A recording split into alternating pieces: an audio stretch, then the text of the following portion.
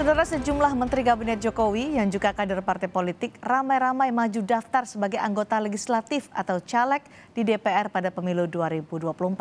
Berkaca pada pemilu 2019 lalu, Jokowi mempersilahkan menterinya maju sebagai caleg.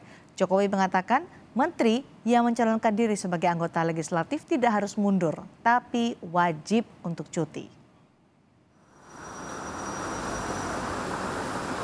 Komisi Pemilihan Umum KPU RI sudah membuka pendaftaran caleg sejak 1 hingga 14 Mei besok.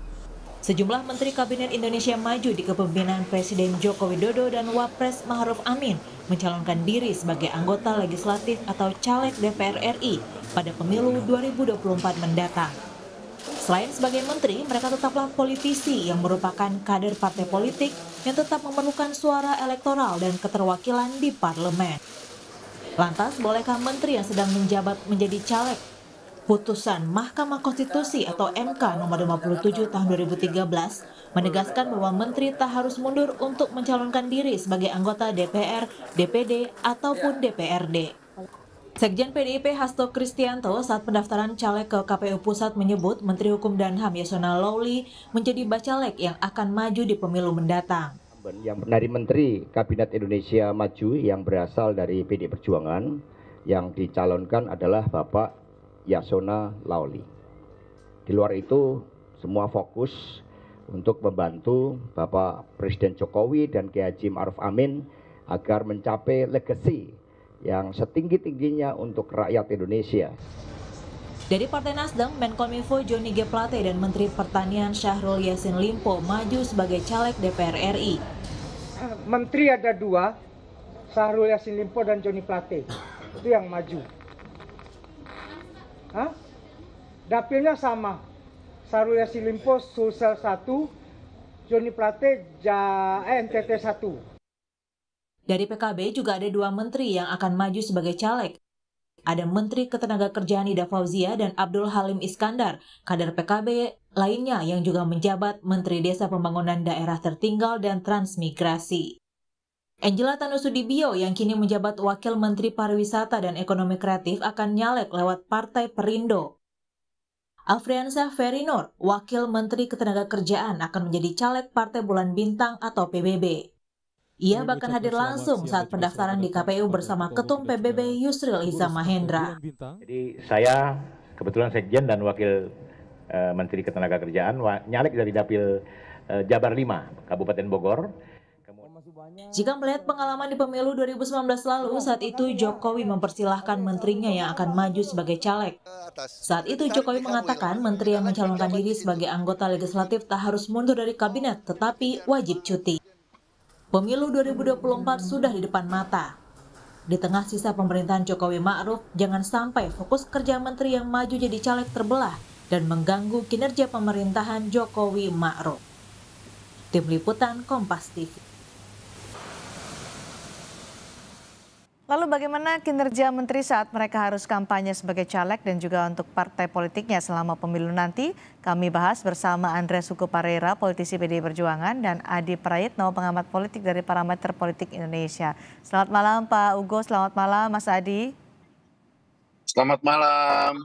Baik Pak Hugo, tahun 2019 lalu Presiden tidak mewajibkan menteri mundur kalau mau nyalek, tapi disarankan untuk cuti saja. Tahun ini gimana tuh, Pak Andreas? Ya, tahun ini kan Presiden juga menyampaikan hal yang kurang lebih sama, artinya.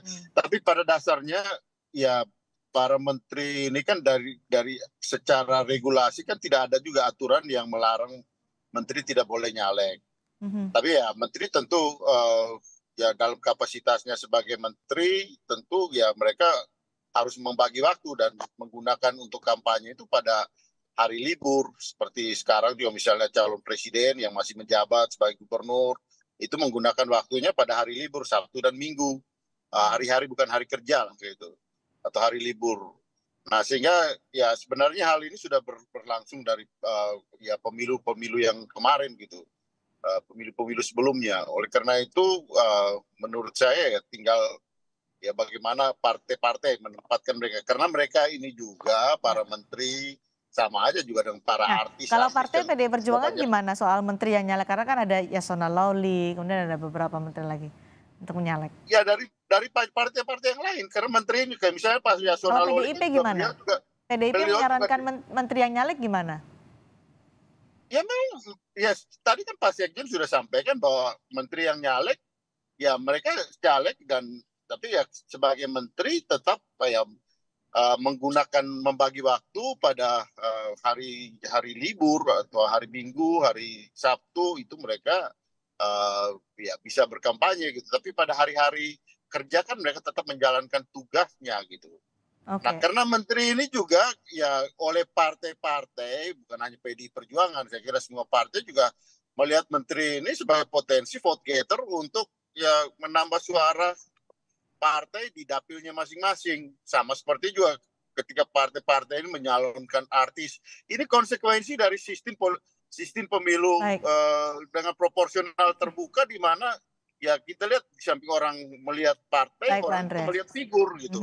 Nah, kalau kita mau proporsional tertutup mungkin tidak harus seperti ini gitu. Baik, tapi ya dengan konsekuensi dari proporsional terbuka ini gitu. Mas Adi ada komentar soal menteri yang nyalek?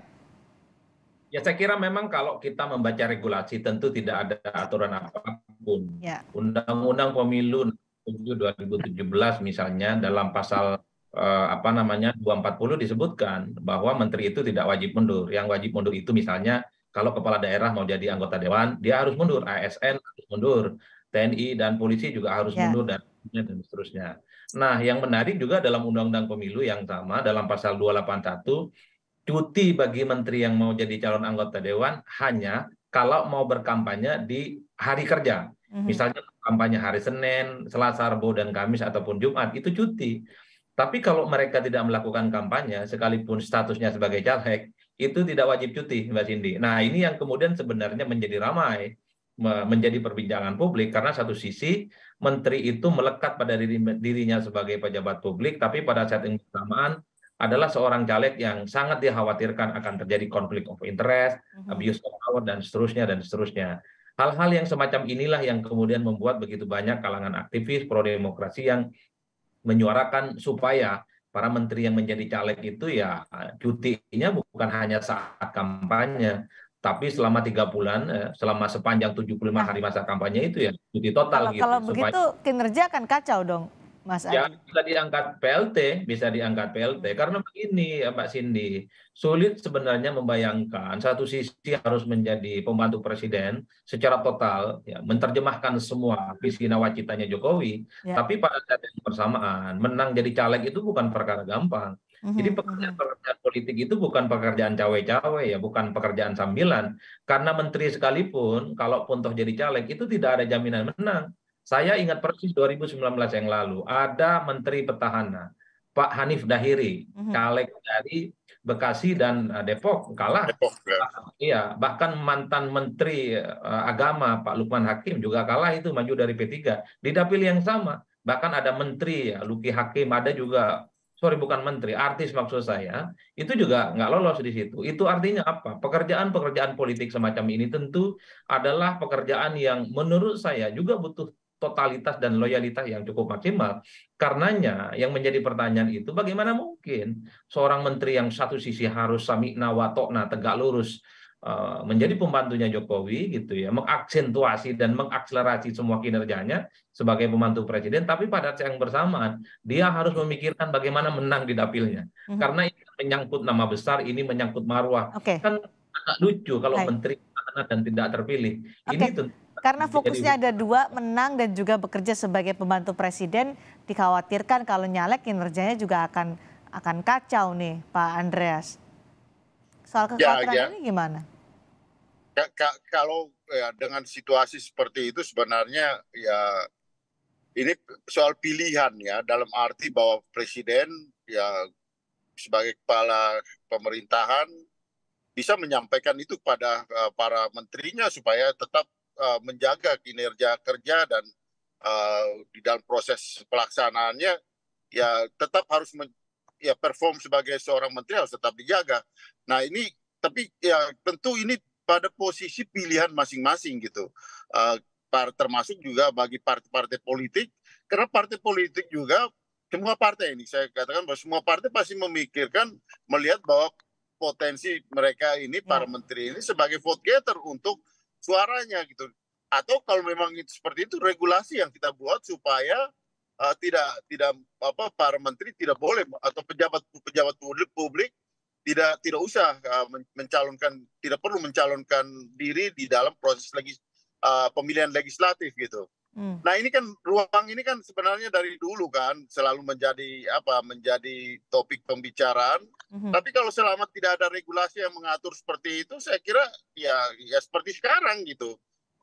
Dan ini akhirnya tergantung pada baik orang atau dalam hal ini presiden atau pada masing-masing partai melihat sesuai dengan kepentingannya masing-masing, atau rakyat yang harus menentukan pilihannya. Kalau memang seperti itu tidak usah pilih gitu. Mas Adi, karena tidak ada yang dilanggar dalam hal ini, tidak ada regulasinya. Karena memang regulasi tidak mengatur soal itu. Tapi gitu. untuk menjaga soal itu gitu. Oke, untuk menjaga bahwa kinerjanya bagi masyarakat tetap berjalan. Saya mau katakan bahwa ini konsekuensi juga dari sistem proporsional terbuka. Baik Pak Andreas, karena tidak ada yang dilanggar, maka sah-sah saja untuk menteri menjadi calon legislatif. Tapi bagaimana bisa menjaga kinerjanya, mendahulukan kinerja sebagai menteri untuk kepentingan publik yang lebih luas, atau juga ia menjadi caleg yang ada kepentingan partai politik di sana. Gimana bisa menjaga itu?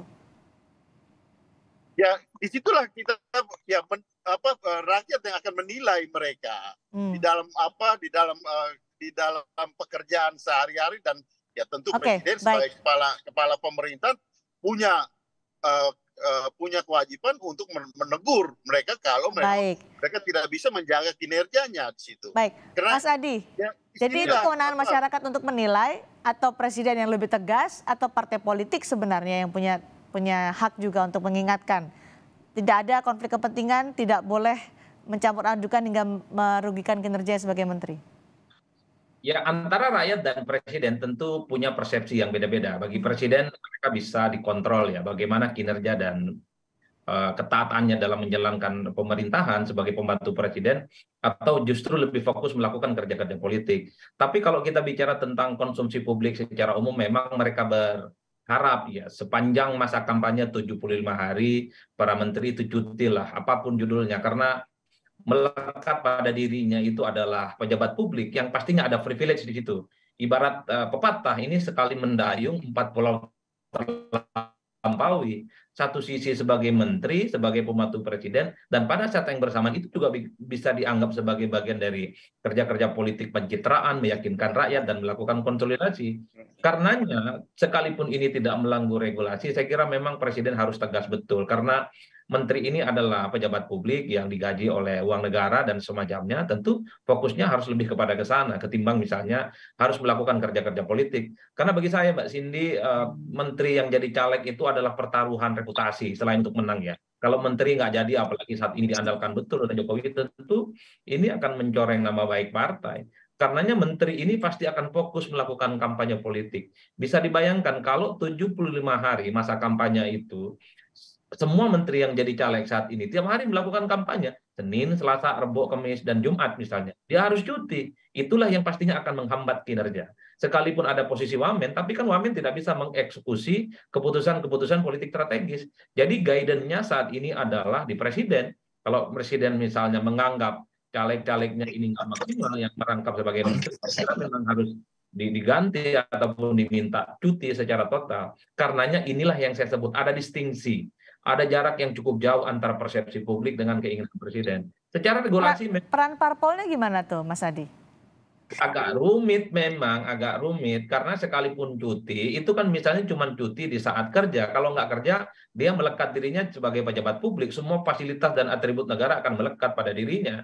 Jadi treatment terhadap menteri yang caleg ini pasti akan mendapatkan privilege dari rakyat. Akan mendapatkan sambutan yang agak beda. Akan mendapatkan kartu merah dengan caleg-caleg yang lainnya.